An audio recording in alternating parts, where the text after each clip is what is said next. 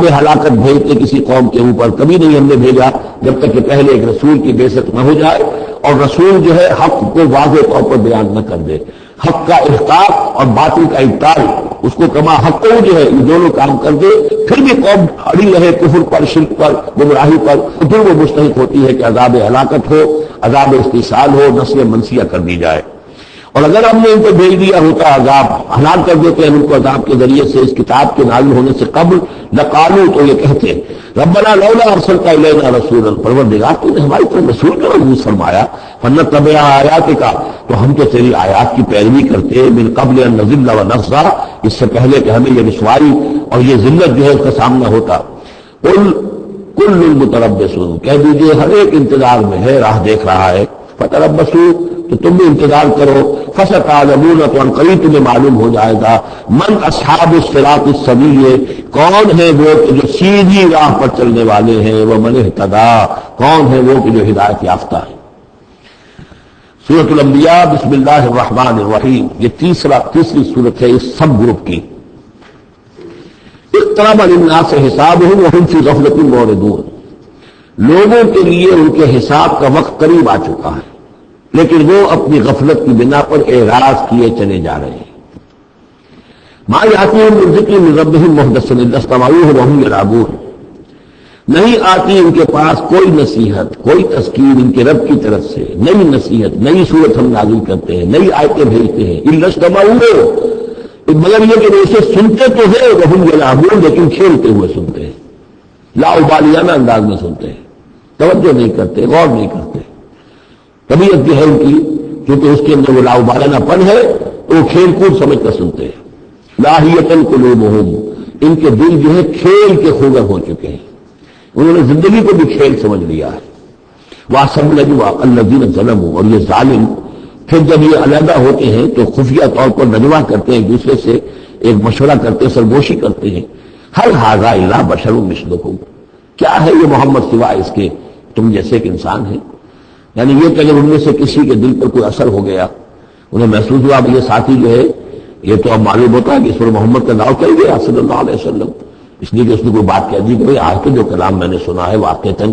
وہ تو بڑے میرے دل کو جا کے لگا ہے، بات بڑی صحیح نہیں ہے، جو محمد نے جو کلام آج سنایا ہے وہ تو بہت وزنی مجھے معلوم ہوتا ہے۔ تو اب ان کے کان کھڑے ہوتے تھے اور وہ پھر کہتے تھے علیحدہ جا کر هَلْ هَٰذَا إِلَّا بَشَرٌ مِثْلُكُمْ، کہاں پاگل ہو رہے ہو، خام خواہ تم سنجیدگی سے لے رہے ہو اس محمد کی بات کو صلی اللہ علیہ وسلم، کیا ہے یہ محمد سوائے اس کے کہ تم جیسے ایک انسان ہے۔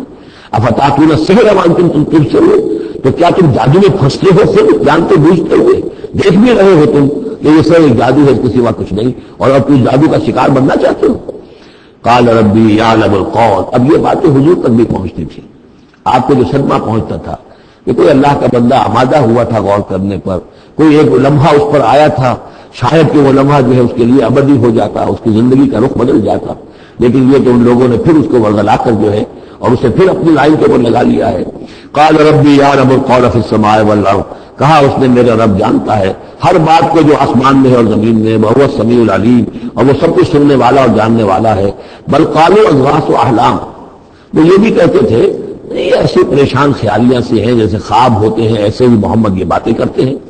بل افترا ہو، پھر یہ بھی کہتے تھے نہیں ایسا نہیں ہے بلکہ خود جان بوجھ کر گھڑا ہے انہوں نے، یہ تو باقاعدہ جیسے شاعر شعر کہتا ہے بڑی محنت کرتا ہے، افترا ہو، انہوں نے خود بیٹھ کر گھڑا ہے اس کو۔ بل ہوا شاعر، کبھی کہتے تھے نہیں ہے شاعر ہے، یہ شاعر کے اندر جو ایک صلاحیت ہوتی ہے وہ تو اللہ کی طرف سے خدا داد ہوتی ہے۔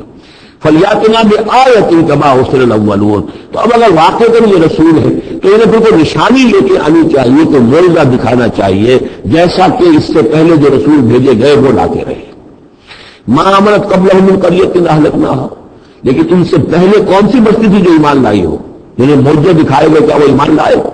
نہیں ایمان لائی ان سے پہلے کوئی بستی جس کو کہ ہم نے ہلاک کیا، فہم یؤمنون، تو کیا یہ ایمان لے آئیں گے اگر انہیں معجزہ دکھا دیا جائے؟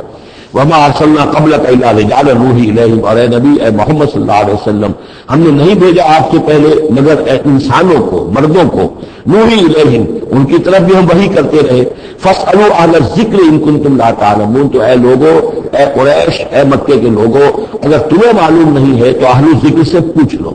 تم پوچھ لو یہودیوں سے، نصرانیوں سے، آخر اس سے پہلے بھی اللہ کے رسول جو آتے تھے وہ انسان ہی تھے، وہ کھانا کھاتے تھے، ان کو بھی تمام جو زندگی کی ضروریات ہیں وہ انہیں بھی لاحق ہوتی تھی، وہ بھی اسی طرح پیدا ہوتے تھے سوائے حضرت مسیح کے جو بن باپ کے پیدا ہوئے، ورنہ جیسے ماں باپ سے تم سب تمہاری ولادت ہوئی ایسے وہ بھی پیدا ہوتے تھے۔